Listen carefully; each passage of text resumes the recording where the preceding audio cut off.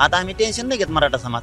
आता जेव्हा फसवीन त्याचा गेम लावतो आम्ही. नसता जर हे असं सरकार येऊन करायला लागलं, आम्ही वेळ पडली ना मग बैठक घेऊन असं बी ठरवू शकतो 288 उभा करायचे, 288 पाडायचे. वडीगोद्री आणि आंतरवली सराटी अंतर 2.5 ते 3 किलोमीटर. मात्र या 3 किलोमीटरच्या अंतरामध्ये सरकार समोर अनेक प्रश्न निर्माण झालेले आहेत. कारण की वडीगोद्रीमध्ये ओबीसींचं उपोषण सुरू आहे आणि आंतरवलीमध्ये मराठा समाजाच्या उपोषण सुरू झालेलं होतं. या सगळ्यांमधून सरकारसमोर तर पेच निर्माण झालेला आहे आणि या पेचाचं उत्तर मराठा समाजाच्या वतीनं आंदोलन करणाऱ्या मनोज जरांगे पाटील यांच्याकडे आहे का, हे आपण त्यांच्याकडनं जाणून घेणार आहोत. काय उत्तर आहे या सगळ्या अभूतपूर्व महाराष्ट्रात जो पेच निर्माण झालेला आहे त्याचं तुमच्याकडून?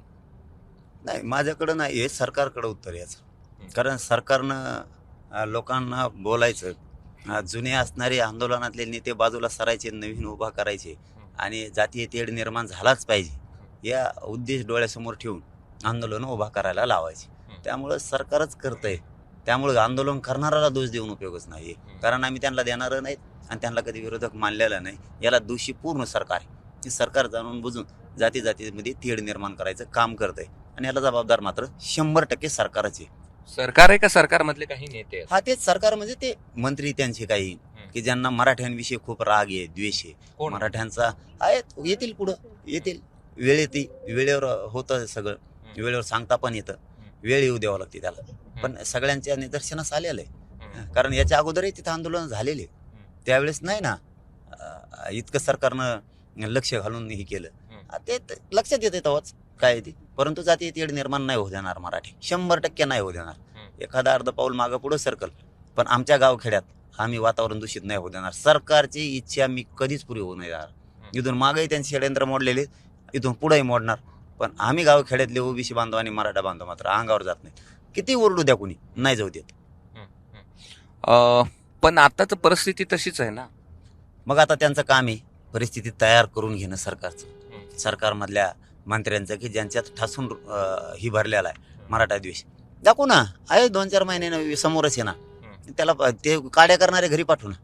हो, ते जर आम्हाला खड्ड्यात घालायला निघालेत, आम्ही सुद्धा बुडवणार त्यांना, 100% बुडविणार त्यांना. म्हणजे जे मंत्री हो, 100% बुडविणार. म्हणजे असे बुडविणार. किती मंत्री आहेत जे काड्या करतात? 7-8-9 जण आहेत ना, ते 7-8-9 जण आहेत. बुडविणार आम्ही त्यांना. त्यांनी काड्या केल्या नाहीत क्या मराठ्यात आणि ओबीसीत वाद निर्माण झाला पाहिजे, दंगली झाल्या पाहिजेत. हे जे त्यांनी स्वप्न बघितलं ना, त्याचं स्वप्न मोडायचं काम मराठीच करणार. तुमचं असं म्हणणं आहे की 9 मंत्री आहेत जे मराठा समाज आणि ओबीसी मध्ये वाद लावू पाहतात? 100%. त्याच्यात आमचे 2-3 मराठ्याचे सुद्धा आहेत. त्यांनाच नाही म्हणत आम्ही नुसतं, आमचे बी आहेत त्याच्यात. हो, आम्ही कार्यक्रमच लावणार. तुम्ही आमचा कार्यक्रम म्हणजे आमच्या लेकराचं कल्याण होणार आहे, ते आरक्षण मिळणार आहे. आणि ते मिळू नये म्हणून तुम्ही जर एवढ्या चालबाज्या करणार असले इतक्या भयानक, तर मात्र आम्ही तुम्हाला डुबिल्याशिवाय नाही सोडणार. 100% डुबिवणार तुम्हाला. दुसरं असं आहे की तुम्ही म्हटले की 2-3 महिन्यात आहे, म्हणजे तुमची तयारी आहे विधानसभा लढवण्याची? का नसली पाहिजे?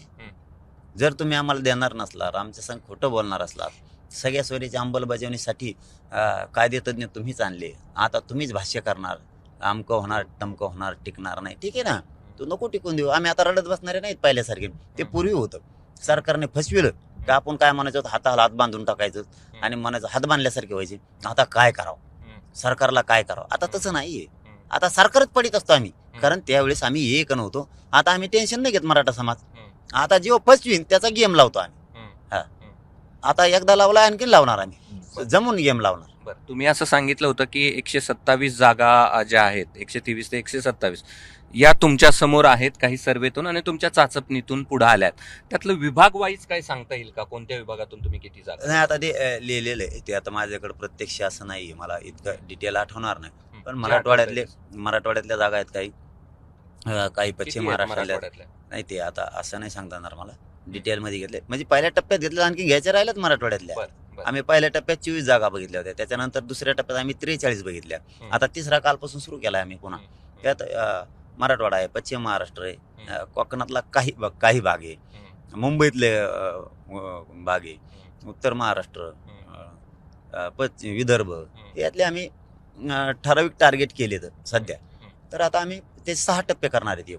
6 टप्प्यात 288चा आढावा आम्ही मात्र 100% घेणार आहे. बरं, मराठवाड्यातून 48 पैकी 43 असं इतर विभागातून थोडंसं काही जागा तुम्हाला सांगा ना थोड्या. नाही नाही, मराठवाड्यातून 43 हा. नाही. एकूण पहिल्या टप्प्यात आम्ही 24 राज्यातल्या बघितल्या, त्याच्यानंतर राज्यातल्या 43 बघितल्या.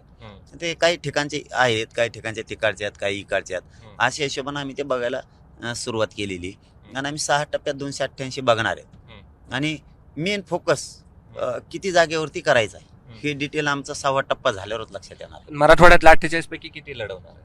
आहे. ते आज नाही सांगता येणार. आता अंदाजे. दुसरा टप्पा आहे. दुसऱ्या टप्प्यात आम्ही पहिल्या टप्प्यात 24 मध्ये काही घेतल्या होत्या, 43 दुसऱ्या टप्प्यात काही घेतल्या होत्या. एकूण ज्यावेळेस आमचे 6 टप्पे होते ना, तिसरा टप्पा आमचा सुरू आहे बघण्याचा. त्यातून कुठं कुठं काय होऊ शकतं हे डिटेल ज्या दिवशी आमच्या जवळ येईल त्या दिवशी आमचा आकडा लक्षात येईल. जरी 288 लढिल्या तरी पण की आपल्या किती निघणार आणि आम्ही आधीच ठासून सांगणार आहे. आधीच आमचा पोलच यागळा असणार आहे. ते आधीच सांगणार आहेत आम्ही. नसता जर हे असंच सरकार येऊन करायला लागलं नसता मग आम्ही मराठा समाज इतके कलाकार आहेत. मग आम्ही वेळ पडली ना मग बैठक घेऊन असं बी ठरवू शकतो 288 उभा करायचे 288 पाडायचे. पाडायचे म्हणजे सरकारचे ते कोणाचे पडू शकतात. आता आमच्या आंदोलनात कोण नाही, कोण मजा बघत आहे, कोणत्या पक्षातले मराठ्यांचे आमदार मजा बघायला लागलेत, कोण लांबून राहायला लागलाय, कोणाला वाटतं आपल्या मराठ्यांच्या पोराचं कल्याण होऊ नये. आज ज्या मराठ्यांच्या लोकांनी मतदान त्यांना केलं राज्यभर, ते आज लोक ते नेते आमच्या विरोधात येऊन बॉम्बलायला लागलेत. विरोधी येऊन बॉम्बलायला लागलेत आंदोलनात मराठ्याला आरक्षण मिळायला पाहिजे. ज्या मराठ्यांनी मग त्यांना मतदान केलं राज्यभरात, त्यांचा नेता इथे येऊन बॉम्ब बोलतोय. ते काय करतेत? तुमच्या छाताडावर पाय देऊन यायला लागले. त्यांना जर जातीचा स्वाभिमान एवढा आहे, तुम्ही मतदान करून मग तुम्हाला का तुमच्या जातीचा स्वाभिमान असू नये? तुम्ही मतदान केलेलं असताना तुम्ही तर धडक म्हणायला पाहिजे आम्ही मतदान केलं राहू तुम्हाला. तुम्ही तर तिकडे जाऊन आरडता की आम्हाला आरक्षण नाही मिळालं पाहिजे मराठ्यांना. म्हणजे आम्ही तुम्हाला मतदान केलं, आम्ही मराठ्यांच्या व्यासपीठावर गेलो नाहीत, तुमच्यासाठी आम्ही शा खाल्ल्या आणि तुम्ही आज तिकडे गेलात, तर मग आम्ही का जाऊ नये मराठ्याच्या आंदोलनात? का जाऊन हे प्रश्न विचारले पाहिजेत. स्वतः मराठ्यांच्या नेत्यांनीच त्यांनी मदत केलेली नेत्याला.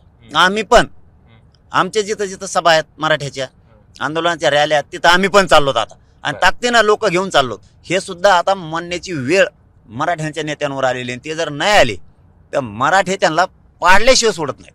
हे मी जाहीर सांगतो एबी माझाच्या वतीनं की तुम्हाला सुद्धा आता आपल्या जिथं जिथं मोर्चे जिथं जिथं रॅल्या तिथं तिथं आलेच पाहिजे सगळ्या पक्षातले मराठी. तुम्ही जर नाही आले ना तर तुम्ही तुमच्या छाताडावर पाय देऊन ते गेलेत तर तुम्हाला सुद्धा मनाला जागा आहे. तुम्ही जातात म्हणल्याच्या नंतर आम्ही सुद्धा आमच्या जातीच्या मोर्चात जाणार आहेत ताकदीनं. या 3 किलोमीटरच्या अंतरामध्ये दुसरं उपोषण या ठिकाणी उभा राहतं, याविषयी तुम्हाला काय वाटतं? राहतं नाही केलं ते काय असतं की शेवटी आता वाद लावायचा म्हणल्यावर समोरासमोरच जावं लागल. पण आम्ही वाद होऊ देत नाहीत ना. आम्ही तितके हुशार आहेत, आम्ही तितके सावध आहेत, आम्ही बेसावध कधी राहत नाहीत आणि कधी राहणार सुद्धा नाहीत. आम्ही हुशार आहेत. हे आता लावायचा म्हणल्यावर वाद बघा ना, भाषावर लक्ष द्यायचं. सगळी राजकीय भाषा, ह्यो कोम पाळडा त्यो कोम पाळडा, ह्यो कोम पाळडा त्यो कोम आला.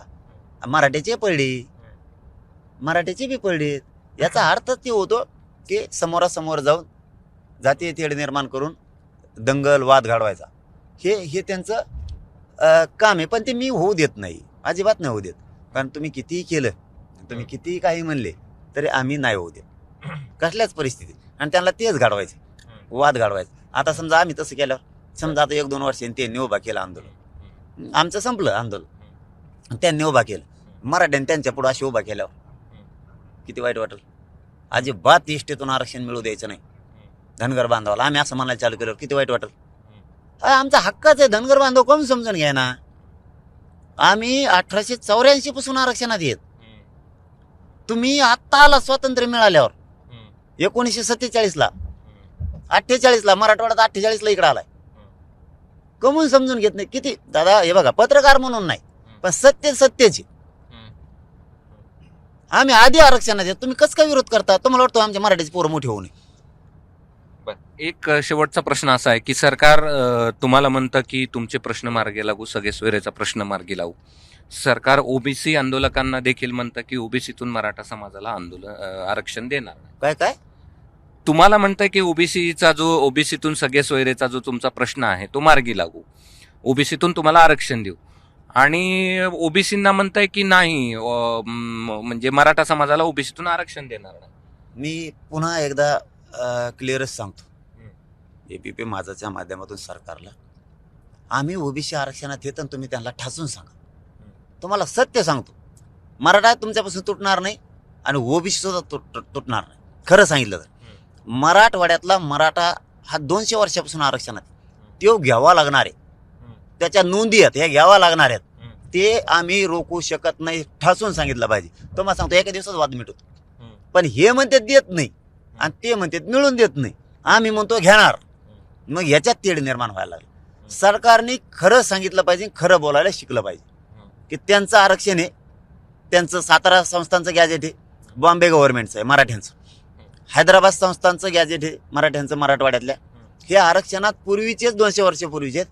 तुम्हाला जे आरक्षणात घातलंय संविधानानं हे 70 वर्षापूर्वी घातलंय आत्ता संविधान आल्यावर. त्यामुळे त्यांना घालावं लागणार आहे. तुम्ही किती विरोध केला तरी आम्ही त्यांना आरक्षणात आम्हाला घालणं बंधनकारक हे सरकारने ठासून सांगितलं. जातीवादी एका दिवसात बंद झाला. हे होते मनोज जरांगे पाटील आणि त्यांनी 127 जागा ज्या लढवायचं ठरवलंय त्यामध्ये काही मराठवाड्यातल्या, काही विदर्भातील, काही पश्चिम महाराष्ट्रातील, काही कोकणातील जागा आहेत आणि त्याचे विभागावार आकडेवारी देखील त्यांनी तयार केलेली आहे. आणि जर शासनानं आरक्षण दिलं नाही तर ते निवडणूक लढवणार आहेत. आणि त्याहीपेक्षा महत्त्वाचं म्हणजे 9 मंत्री आहेत जे ओबीसी आणि मराठामध्ये वाद लावत आहेत. त्यामध्ये मराठ्यांचे 3 मंत्री आहेत आणि त्यांना येत्या निवडणुकीमध्ये पाडणारच अशा प्रकारची घोषणा देखील मनोज जरांगे पाटील यांनी केलेली आहे. कॅमेरामन धनंजय दारुंटेसह मी कृष्णा केंडे, एबीपी माझा, छत्रपती संभाजीनगर. एबीपी माझा, उघडा डोळे बघा नीट.